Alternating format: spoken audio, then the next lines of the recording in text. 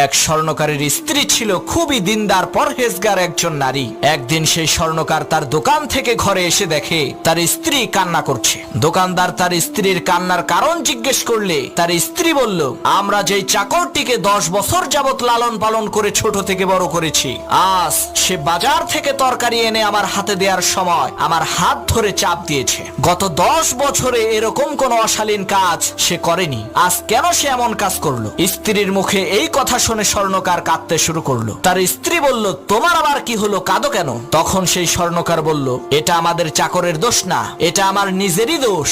আজকে এক সুন্দরী মহিলা আমার দোকান থেকে চুড়ি কিনতে এসে হাতে পড়তে পারছিল না, তখন সে আমাকে চুড়িটা পরিয়ে দিতে বলে। আমি তার হাত ধরে দেখি তার হাতটা খুবই মসৃণ আর তুলতুলে, তাই খারাপ নিয়তে আমি তার হাতটা ধরে একটা চাপ দিয়েছিলাম। আমার এই অপকর্মের কারণে আজকে আমার বিশ্বস্ত চাকর তোমার সাথে এমন আচরণ করেছে।